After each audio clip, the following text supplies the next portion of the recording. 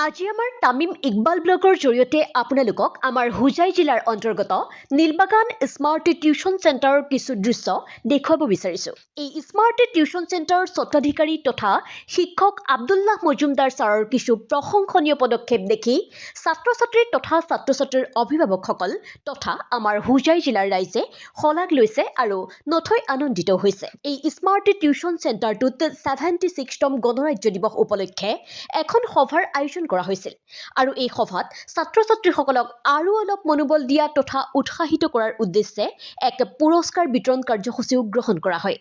এই পুৰস্কাৰ বিতৰণ কাৰ্যসূচীত উপস্থিত আছিল ডক্টৰ হাছিনুছ সুলতান ছাৰ আৰু মিষ্টাৰ হুছেইন আহমেদ ছাৰ, ছাত্ৰ-ছাত্ৰীৰ অভিভাৱকসকল তথা এই অঞ্চলৰ শতাধিক ৰাইজ।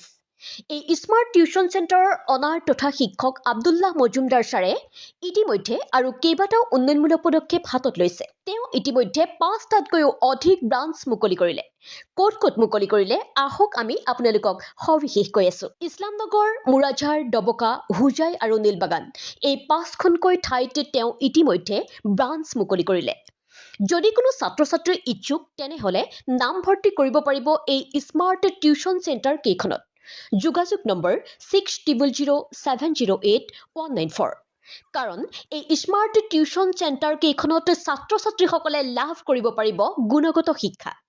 আহক সদৌ শেষত এই স্মাৰ্ট টিউচন চেণ্টাৰখনৰ বিষয়ে মিষ্টাৰ হুছেইন আহমেদ ছাৰে কি ক'লে আমি আপোনালোকক শুনাবলৈ লৈছোঁ। নীলবাগানত আজি যি এই উৎসৱপূৰ্ণ অনুষ্ঠানটিৰ আয়োজন কৰিছে, ইয়াত অংশগ্ৰহণ কৰি মই খুবেই আনন্দিত হৈছোঁ আৰু ইয়াৰ যি ছাত্ৰ ছাত্ৰীসকল তেওঁলোকৰ মই উজ্জ্বল ভৱিষ্যত প্ৰত্যক্ষ কৰিছোঁ।